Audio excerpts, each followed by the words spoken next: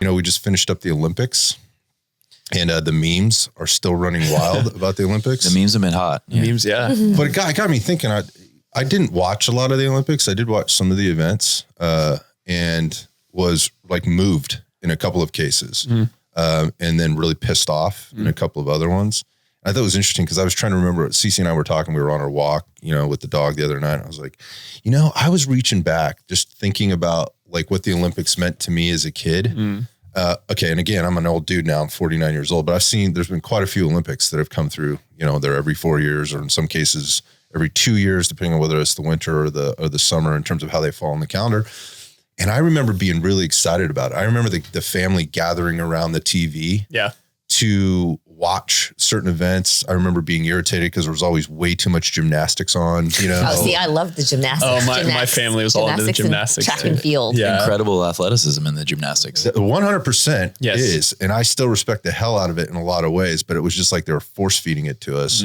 And then a lot of track and field. And I didn't respect track and field until I got older and I started kind of watching. But when I was a kid, we had like the Flojos. Yes. We had Jackie Joyner, dude, there was, in every Olympics, there's always some drama, but there were the Ben Johnsons from Canada, right? And getting popped, Michael Owens not Michael Owens. Who was the guy who broke Michael Owens' record?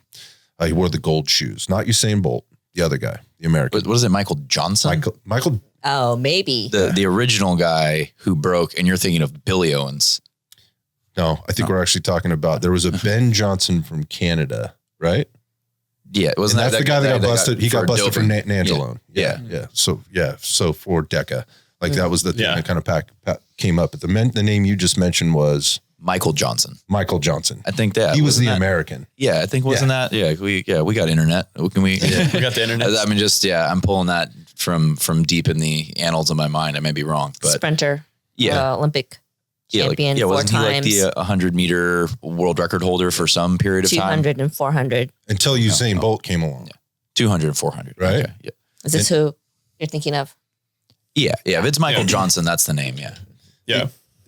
Here's the point of all that. Like, I remember it being like super nostalgic, like when you turn it on and you'd see the same coaches from the years past. And, there was always a certain amount of marketing around it. When I was a kid, it came to the States several times.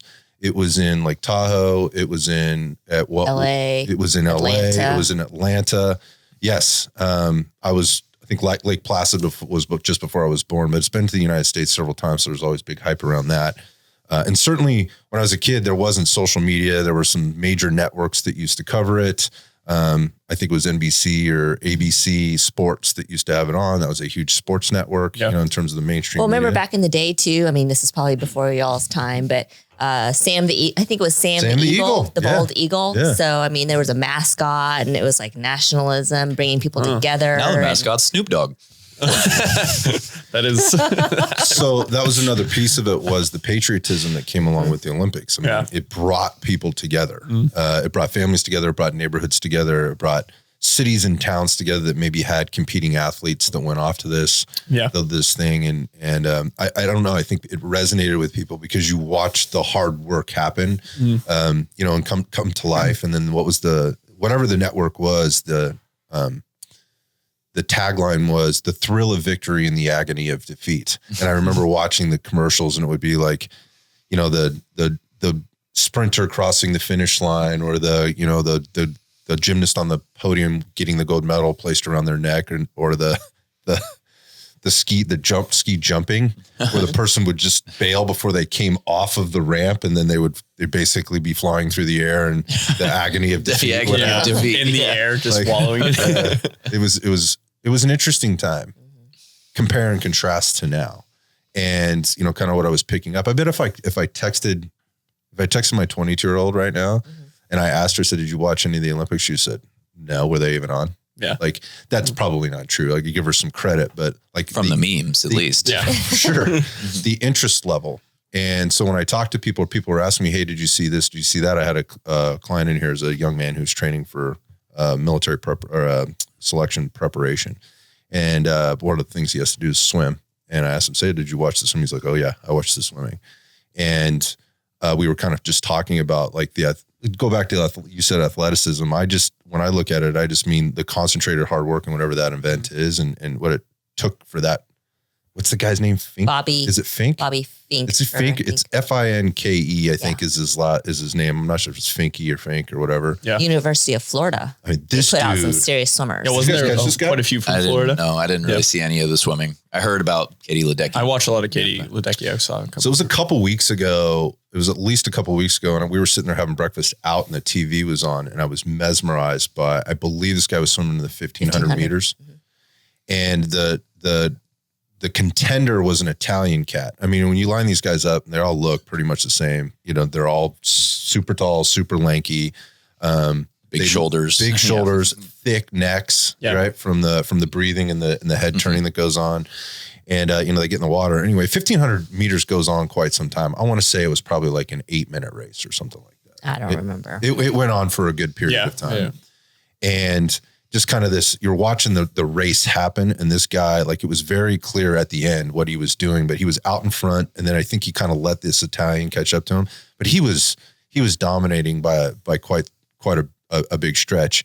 And then it was like maybe the last 2 laps, because these are 50-meter laps, so you have to go quite a few laps right there. On the last couple laps, you're like, this is going to be a race. It wasn't a race at all. He was letting that Italian guy like burn up, trying to catch him.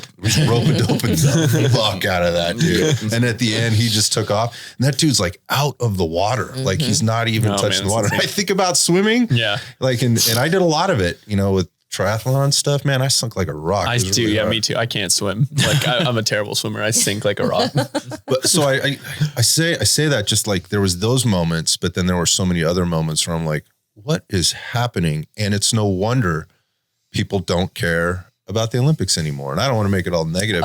Just because of the social politics that were brought in? Social politics and the ridiculousness that goes on. I mean, there was always backside drama to the Olympics, right? If I think about like the Eastern Bloc countries, because communism existed when I was a kid. Yeah. Right? Still does, but it was rampant. I mean, we even boycotted, I believe it was the 1980 Olympics. What was it? Sochi or wasn't that what it was? Yeah. So we being the US boycotted, which was awful for those athletes. Or was it Moscow? Anyways, somewhere over there. I think it was Sochi. Okay. I could be wrong. I don't know. There's a lot of history there. I was just going through. So all these questions came up, and I was sitting at the table with Cece a couple nights ago, just going through, holy shit, I totally forgot about this. But just the kind of the weirdness that's come up in sport. And I just thinking about like, what a shame. Because I remember looking up to Olympic athletes when I was a kid, and, again, the American flag and, wearing the red, white, and blue, Sam the Eagle. I mean, that picture over there, the picture that's hanging up next to Cece there with my dad, my brother, and I, that's going to be probably 1986. That would make my brother about maybe 6 years old in that picture. But that T-shirt my dad, or that sleeveless shirt my dad's wearing in that picture says USA. That's a red shirt with the blue and white USA on it. That was from the 84 Olympic Games. We were down in Los Angeles for this. And of course there was a huge fanfare. And while we didn't actually make it to the games, we did go out to see the torch run by. Oh, that's cool. And I remember that shit. Yeah. And I'm like, do they still run the torch? Yes. And then they take it to the, Tom Cruise has it right now. Okay. Are you telling me Tom Cruise lit the flame? Flew into Paris at the closing ceremonies and dove in, and then he took it and he's taking it to LA for us. Cause the next 2028 in LA. Mm-hmm. Yeah. So Tom Cruise took it back to LA. Yes. America's. Okay. Well, as long as it's safe. Yeah. I mean, he Mission Impossible, dove in. Tom Cruise. Wait, exactly how did this go down? I don't know if it was parachuting or he had from some type of aerial stunt. Literally at the closing ceremonies on Sunday, Tom Cruise from the sky they decided came in and he grabbed the torch and he took it. He's taking it to LA. It is on his private jet right now or whatever. I wonder how that was decided. I mean, I don't know. It was just weird. There was just a lot of weirdness. Yeah. He's leaning back. I don't even know what to say. I mean, I missed all that. Yeah. Thankfully, yeah. Yeah, it's interesting. I started off kind of hot with these Olympics. Like I watched the opening ceremony, which we can get into that a little bit. I watched the opening ceremony. I watched the first few days. One of the streaming platforms I use, Peacock, they had cool like recaps, which it was, you got to skip all the commercials basically and actually watch the event. So I did a lot of that. But then the back half, I just kind of lost interest. Why'd you lose interest? I don't know. I think I was getting distracted by all the drama too. And a lot of I was searching for sports that I was interested in, and a lot of them had already ended. A lot of them, I wasn't interested in watching breakdancing. We can get into that too. Breaking. So,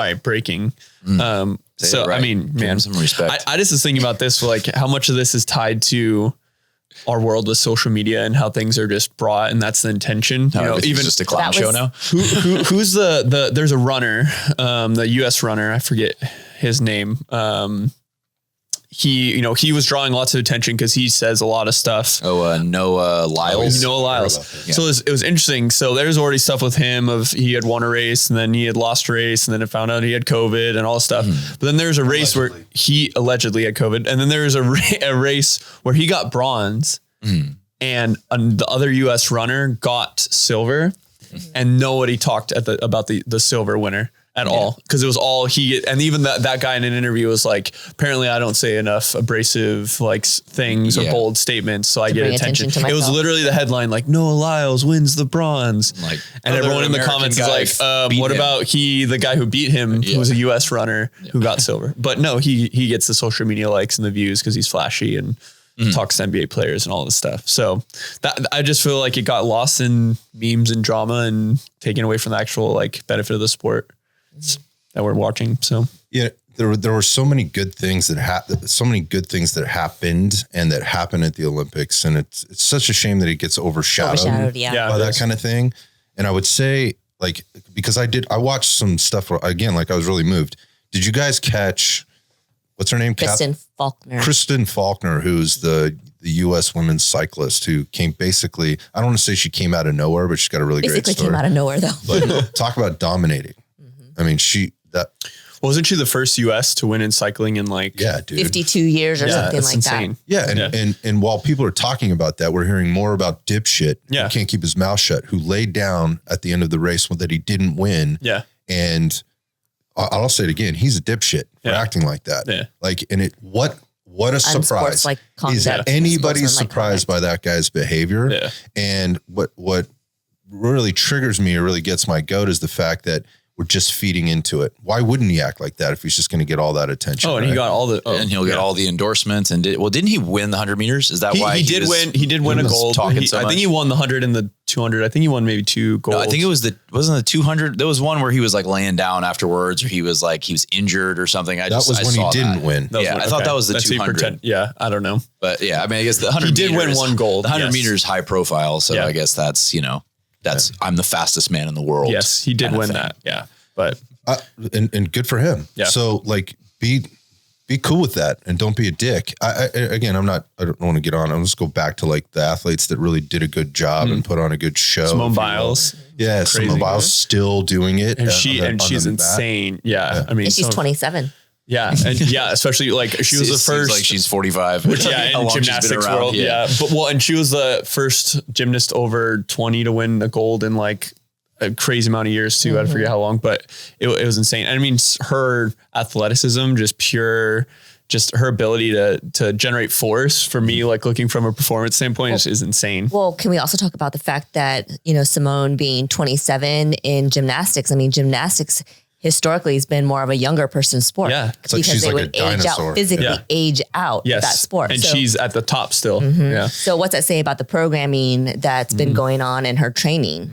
Right? Yeah, there's something, again, you think there's nobody's going to beat that record, or nobody will do that, whether that's being, winning gold at 27 years old in gymnastics or breaking the 1500 meter free, record by a lot, which was Michael Phelps' record that he beat, which is kind of fitting that they just keep coming out and doing this. And what is it, that helps them get there? Well, in this case, you're looking at women's gymnastics. And I think that's a huge thing because it gives longevity to the sport. Right. Yeah. And what's giving her longevity? It's likely, obviously there's going to be talent and there's going to be physical ability and grit and all of those things, but there's also the training aspect of this. It has to be it has to be a factor. Well, I think of the Olympic team for the gymnasts, they range in age from 16 to 27. And I think 4 of them are in their 20s. Yeah, that's impressive. It used to be like once you got to almost 20, it was almost and you're used up. Done. And you're used up. Yeah. 18. Which is insane for like a sport like that. Like you have to dedicate your whole childhood and upbringing. And then you get to 20 and you're like, oh, well, I'm retired now. Many of them, their body is ruined. Broken. Oh, ruined. Yeah. I had for when I first started Red Dot, I had 2 female gymnasts from the university. Okay. Both of them at that point had, been doing gymnastics since they were like 4 years old, and they were both broken people, wrists, backs. One had a broken back, which ended her scholarship. That's one of the things about gymnastics in college. It's not the same. When you're on a team like that versus like on a football team where they may rehab you, bring you back. Like if you can't compete, you're done. Your scholarship's over. So it's interesting. So going back to like the longevity and kind of what you're seeing, the other part of it is go back to the cyclist, Kristen Faulkner, and how she got to where she's at. She's been an athlete her whole life. Apparently like she grew up in this town in Alaska, like a kind of a resort town, goes to Harvard. There's another school she attended like on the East Coast too, but comes down to Harvard, graduates, gets like a degree in computer science. Interesting. But while she was in college, she rowed.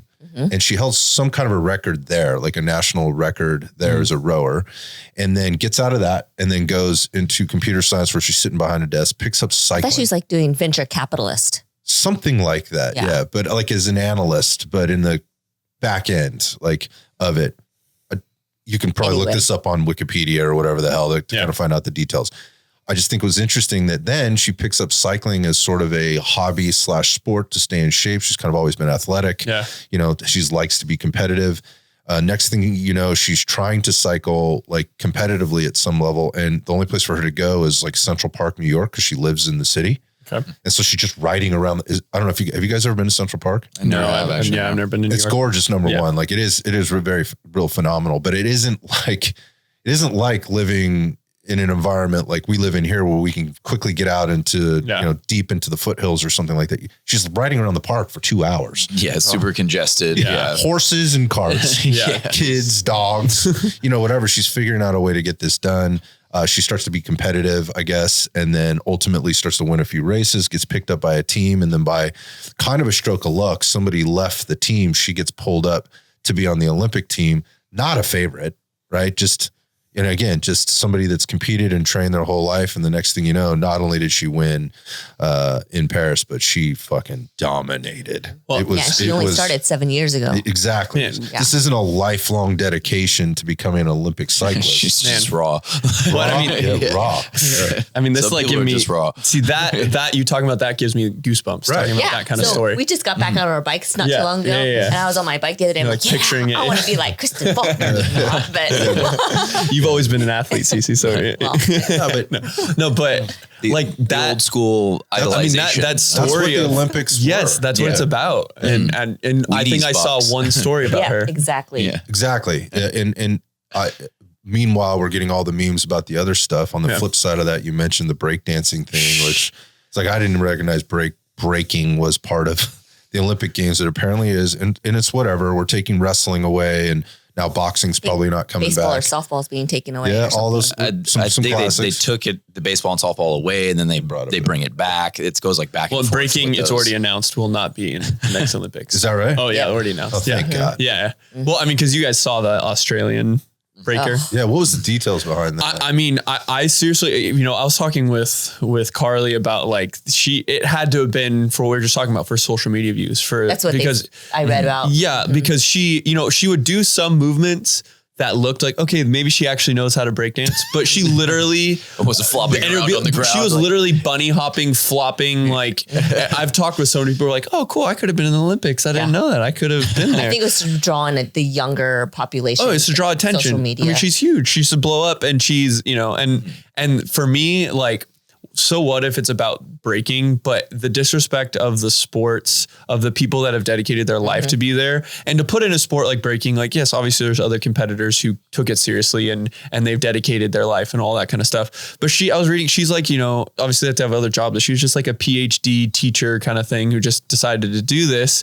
And when you're taking these opportunities away from people like, even talking, we train a professional, I train a professional racquetball player here, Adam, and, he's world class, but literally world class, ranked, 2, 3 to 7 and depending in the world, what he's competing in. And, I was talking with him the other day, his sport can't be in there, even though he's dedicated all this time, because not enough countries play that sport. So they're not allowed to compete, but he would be there if it was included. Right. So 100% would be there, especially in doubles, which he's one of the top rank in the world in his doubles.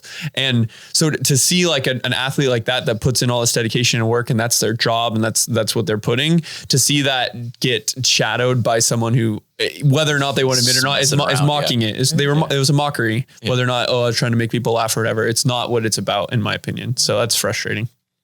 Yeah, I think as you're carving through all the sports, there's, like we talked about, track, and again, there always seems to be personalities at certain levels. Like track and field always has a few personalities. You're gonna have some flashy, personalities in track. Yeah, all the time. I have a funny thing. But I want to go back to that Australian breakdancer thing.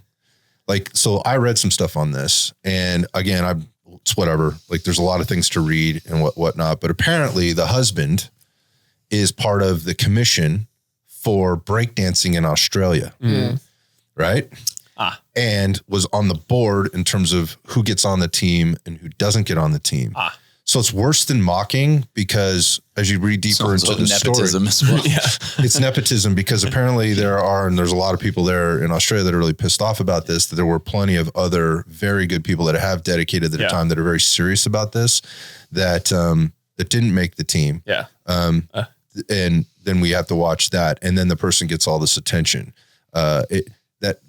That's a challenge for me. And the person has a social media presence and feed and whatever. And it's a joke to the people watching it. Might not be to the person on the, that's doing it, to this person that's actually doing the dancing. I don't care. It's a fucking joke when you look at it. And that's a lot of times the joke or the meme is what draws the attention. I get that. And hey, if you're a joke and you're getting paid, you have to live with that. I don't know, what your motivations are or whatever, but to kind of think that somebody got left off the table, right? Because that was way better, maybe. Yes. That has dedicated all that time, that energy, that effort, that finance. Maybe mom and dad are working 2 jobs to get, maybe coaching or classes or taking to competitions or whatever I don't know what the Olympic trials look like for breaking, but to finally get there and then to have that kind of shit happen. Yeah. I mean, what does that say to other kids, other, potential competitors across the world? Right. But also just like, who wants to go compete in breakdancing now if they're going to let people like that? And did I really win? And what did I win? Who did I win against? Yeah, exactly. Somebody's wife that has a social media following. Again, I just go back to when I was a kid, really idolizing Olympic athletes. And maybe that's not super healthy. I don't know. But I'd much rather having my kid idolizing an Olympic athlete than a fucking Taylor Swift or, some of these other jackasses that are out TikTokers. there. TikTokers or YouTubers or whatever. Yeah. I mean, I think it speaks to the trend of society going now of how can I get attention? How can I be in the public view versus how can you actually like put your head down and use hard work to reach the goals that you want? So I think that's what an Olympic athlete used to stand for, was someone who dedicated their life day in and day out to something, to non-professional for a long time for a lot of sports and things like that, of it not being professional. So they're not even getting in it for the money. They're in it for the glory. They're in it for the achievement.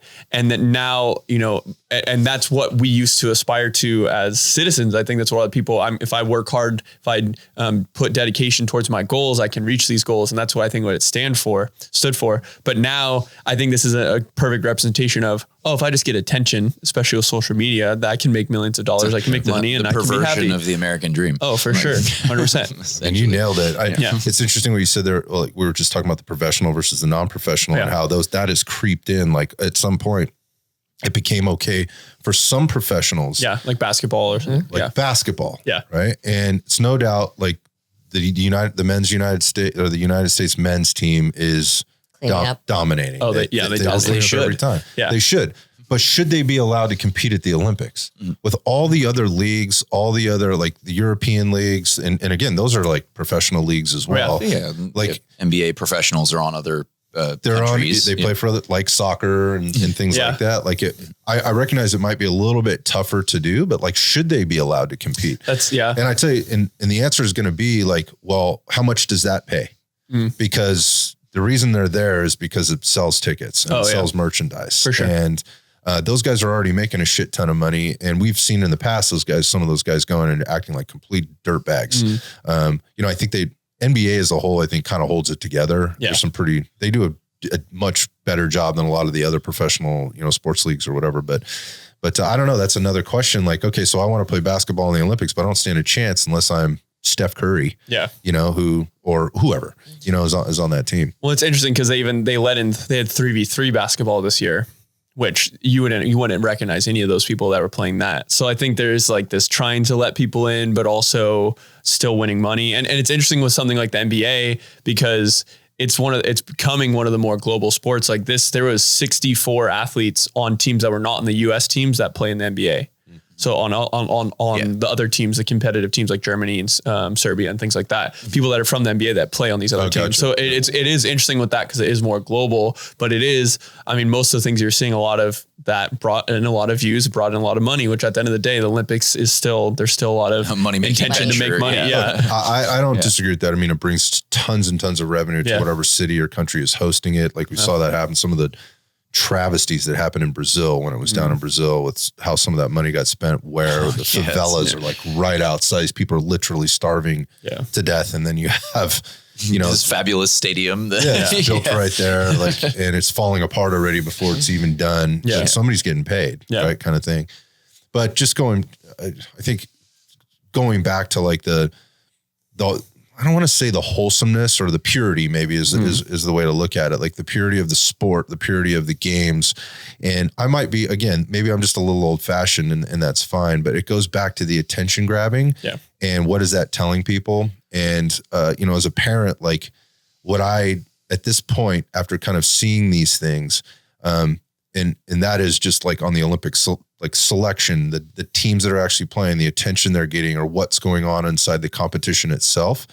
I'm going to ask some questions like, is this where I want to be putting my time, energy, and effort with my, with my kid, even if they do love this sport? Because I know when they get there, they're going to be faced with things that are way outside of their control, specific to, they might be the best athlete out there, but if that person can't bring in the dollars, they're not good on camera, right? Yeah. They don't do the social media thing, right? They can't draw the sponsorships, right? Or whatever. They don't look the same as everybody else, whatever else. Is that going to be the thing that keeps them out? And do I want my kid to go through that, or my family member to go through that heartbreak?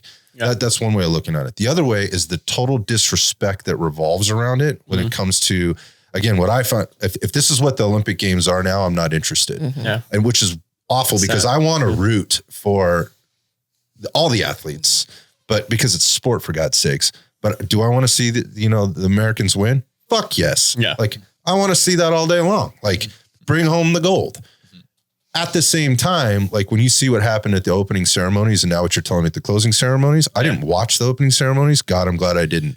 Me neither. It would have been a complete turn off. Did you watch it? Oh, we watched the whole thing. Just heard about it afterwards. It was. How are those athletes feeling that are there? There's already been so many reports from the athletes. Like it was so disappointing for them. Like they tried to be different and creative, and they had them ride in on boats through the river. They didn't do a stadium, and so the performances were, or there's people that flew there all this money and they would go to see like 5 minutes of the performance because it would pass right by them or the athletes, things like that. It was weird. It was disappointing. There'd be moments that were just not good. Like it was just not good. And it just felt like the thought of trying to be unique and different just took away from the epic. I think like the Beijing Olympics, like with, there's like 10,000 or however many drummers and just all these epic things, these epic ceremonies. It wasn't there. Yeah. What's it even about? Yeah. Is the question I would ask, and kind of seeing what I did see. I didn't have the stomach to watch a good deal of it. I kind of saw different aspects and I heard a lot of different takes on it. Yeah. But I just didn't have the stomach to go back and kind of watch everything so I don't have my opinion is purely based on bits and pieces. Yeah.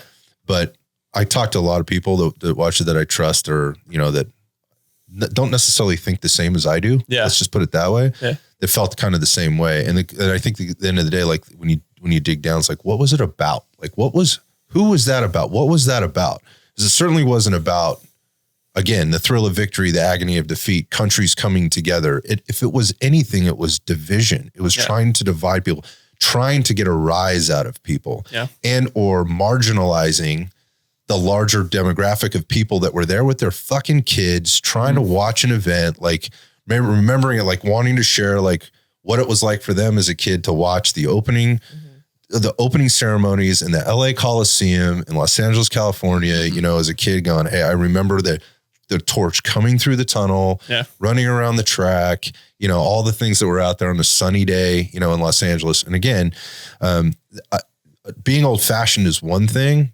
And you could call me that if you want, but seeing that shit, like with all the things that have happened, like seemed very divisive to me. Yeah. And with what the Olympics is supposed to do is bring, even in the worst of times, again, going back to when I was a kid, the Berlin Wall was still up when I was a kid, right? Bringing all the countries together, and having them compete, putting them all in the same place. And that included the citizens of those countries that came to watch and whatever else.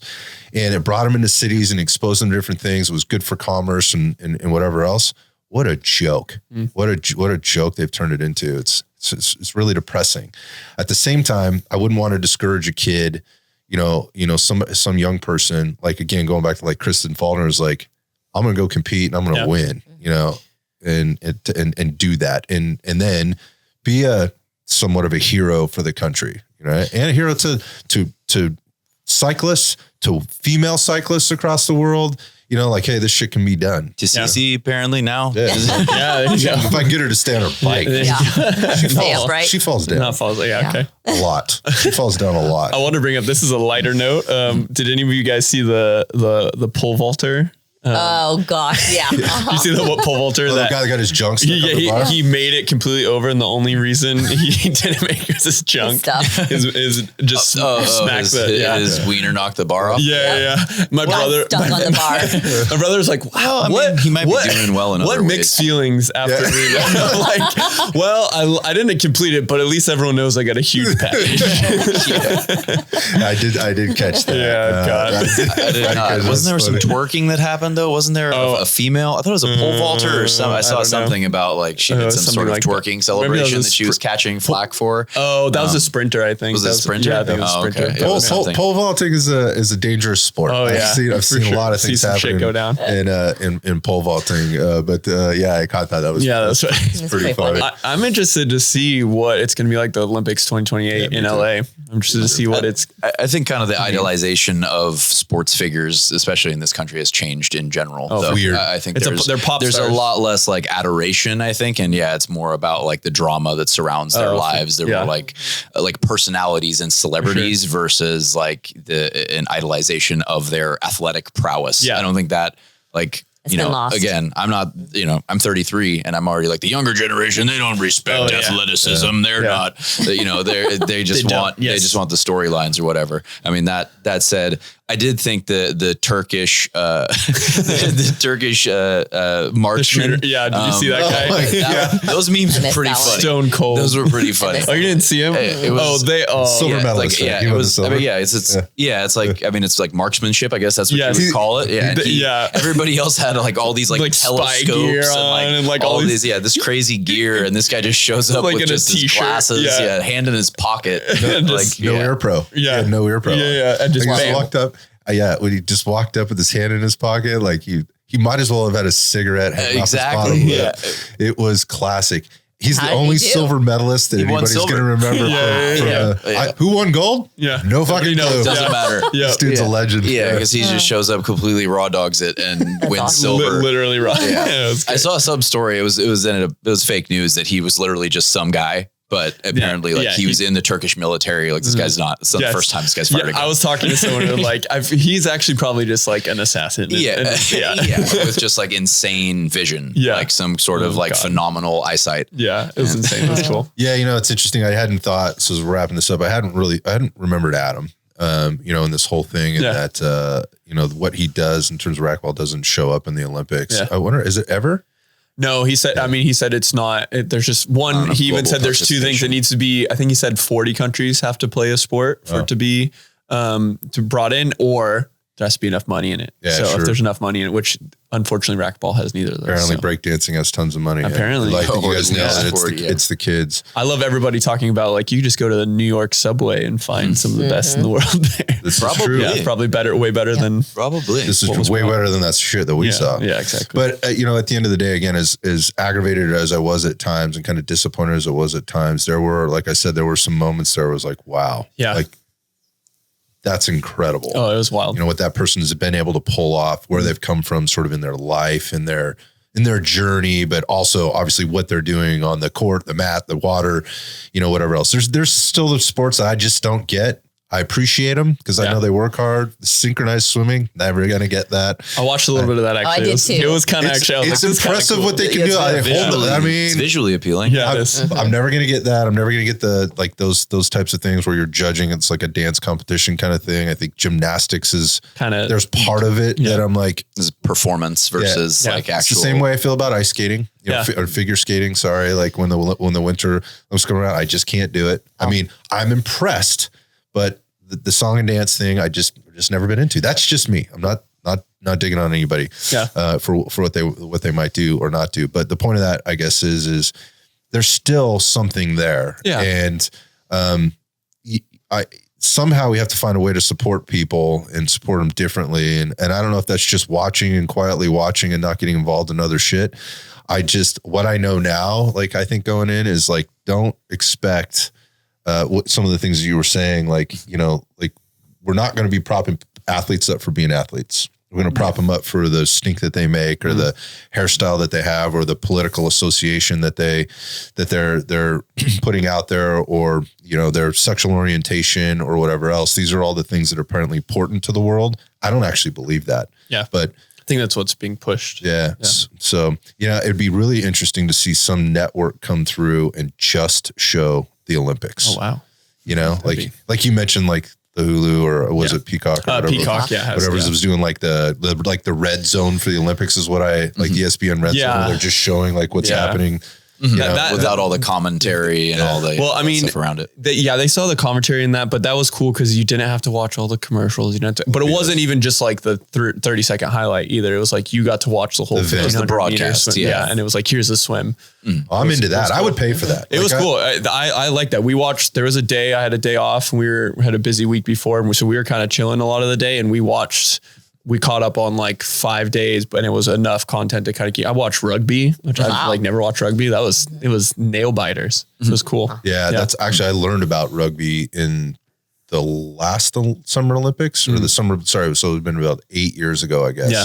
I learned about it. Like I watched it as much as I possibly could and watched. I think that turned me on to sevens, which I didn't understand until I watched that. Dude, that shit's impressive. Yeah. We talked to CC and I talked about the Aussies, particularly like the rugby players on our last podcast we did with regard to blood flow restriction training and therapy. And those guys are doing a ton of that. But I learned a lot by watching the Olympics. But I guess I also learned that, the networks, the people that make the money on it don't really care about the Olympics. They just care about, making money. I mean, Snoop Double G. Yeah, I was going to say, I had a client here just randomly ask me, she's like, I want to ask you something. Like, what's your opinion on Snoop Dogg being like the U.S. mascot to the Olympics? And I was like, well, it's hilarious.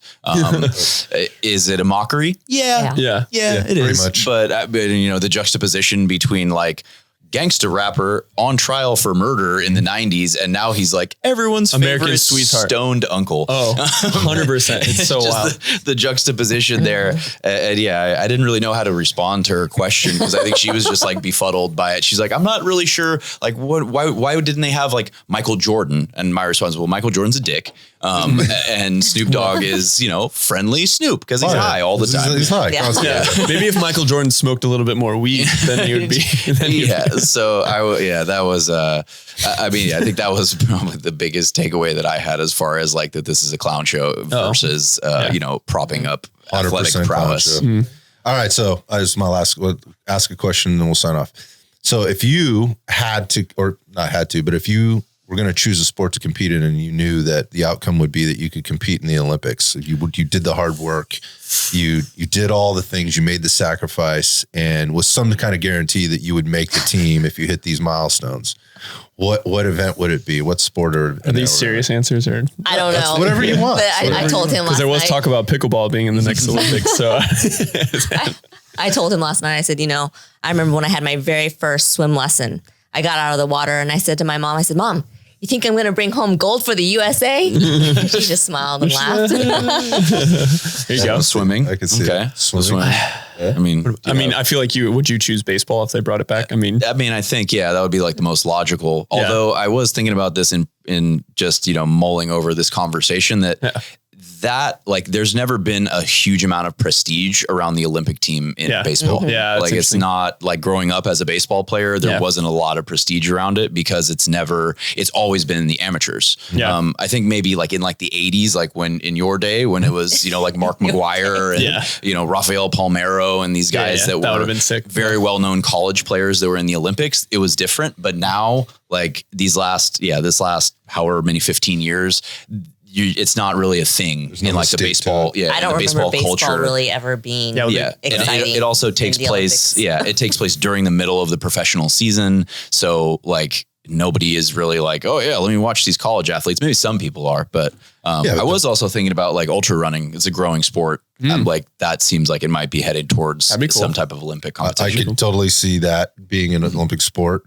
at some point. It's, when you look at like the marathon, that thing's never going to go away. The 10K, the 5K, those things are never going to go away. But the marathon being one, obviously triathlon is still around. But yeah, I could see that happening. I mean, it is a fast growing sport. People are, it's becoming, it's a global sport, and it's becoming a little more organized, and there's becoming a little more like fanfare around it. It's not just like the weirdos who go run 100 miles. It's becoming a little more accepted. Yeah. And there's more science going into how to train and those kind of things too. But like, I could see like in LA, like there's some amazing areas. Like people don't really think of Los Angeles like that, but I used to compete in the adventure racing down in the Malibu, down in the Malibu mountains or Santa Monica mountains, down near Malibu and stuff. San Gabriel mountains. San Gabriel's through there. Yeah. You got, and then if you head out like towards Big Bear and up in that area, like there's a ton of cool stuff out there that they could do it. What about you, man? I was thinking about this. I'd love to say like a sport where I'd rely on my own physical prowess, like I don't know, the decathlon or something like that. But I'm a basketball guy. I love basketball, so I would have to say basketball. I just love. Yeah, it's always my sport. So the way I approach this is nothing. It wouldn't be anything I'm actually good at. Yeah, but it would be like, where would my lifestyle like, or what how I would want to live, and train, to. And all the things that it would take in order to get there, I'm picking BJJ. No, but that's awesome. If that was a thing, judo still is, and there's some places in the world. But now being in a gym with a bunch of sweaty dudes and so how can you get outside? Staff or ringworm? I've been there. I've been there in my life a couple of times. I'm not interested in that. No, it would be either like cross country skiing or biathlon.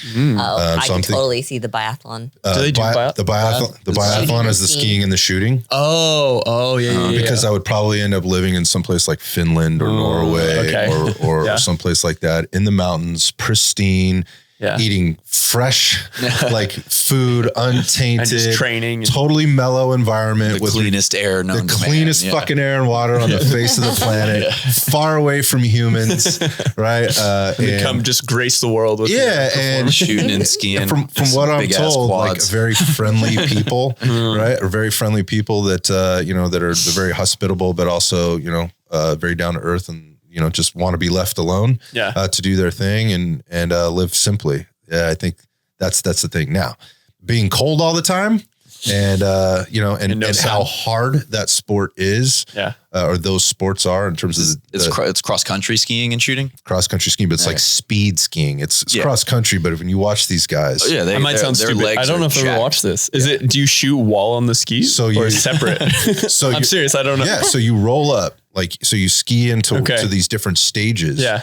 And so think about this. You're having to control your breathing. You're going off. And then try to come and concentrate. Yeah. You're shooting a 22 rifle, which is but it's very specific for this very accurate precision shooting. Okay. And you have to do it from a few different positions, but mostly it's from standing when you think about that, the control that you have to have in order to hit these targets that are far away, and there's hit factor scoring. So you either hit or you miss, or and you're penalized with time.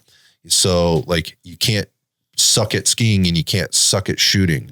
There's some other sports out there that are kind of similar to that, like the tactical games, quite frankly, which is not very tactical, but it's the tactical games is what they call it, is much like that, where you're doing some type of physical challenge followed by some shooting. Yeah. Right. And some of it's, and they're becoming more precise with their shooting. The targets are getting smaller, the distances are getting longer. It's pistols, it's rifles. They're starting to put larger, more magnified optics on their stuff. It's stuff like that. Anyways, from the fitness aspect, but more specifically like the lifestyle aspect, seems like a pretty good gig. It's pretty cool. Yeah.